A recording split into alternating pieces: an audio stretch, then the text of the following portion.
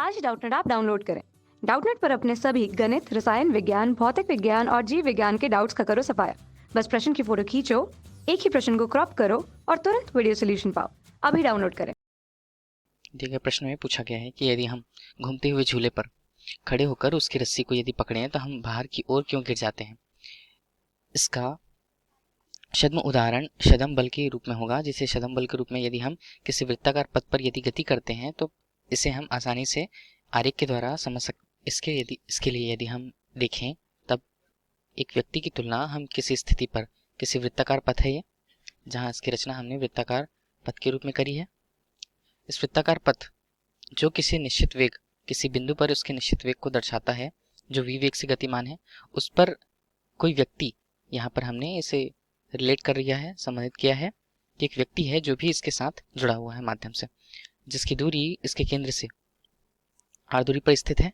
यदि इस वृत्त को हम लोग प्लेट के रूप में माने तब यह इस अक्ष से निश्चित वेग v से गति कर रही है, जहाँ व्यक्ति का द्रव्यमान m से प्रदर्शित किया गया है।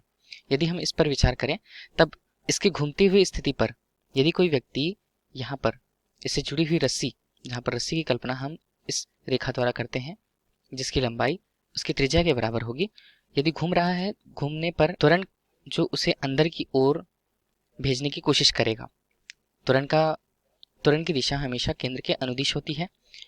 घूमता हुआ वृत्ताकार पथ जिस पर व्यक्ति खड़ा है वो भी उसी वेग से गतिमान होगा।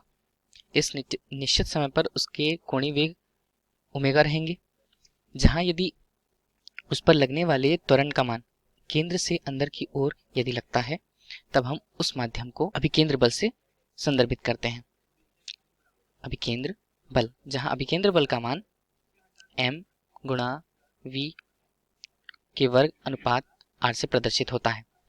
इस स्थिति पर यदि उस पर बल का मान केंद्र के अनुदिश अंदर की ओर अभिकेंद्र बल के मान से, जहां जिसका मान mv स्क्वायर अनुपात r से लग रहा है, इस स्थिति पर न्यूटन के तृतीय नियम से यदि हम गणना करें, न्यूटन तृतीय नियम से किसी स्थिति पर लगने वाला बल उसके विपरीत दिशा में बराबर मान बाहर की ओर भी लगेगा, जहां अनुदिश केंद्र की ओर है। यदि हम उसकी चर्चा एक छद्म बल के रूप में करें, जहां छद्म बल एक काल्पनिक बल होता है जो कहीं न कहीं अभिलंब के बराबर होगा। इसे हम प्रतिक्रिया बल भी कह सकते हैं, जो अभिकेंद्र बल की विपरीत दिशा में उसी के समांतर बराबर परिमाण में विपरीत दिशा पर लगेगा।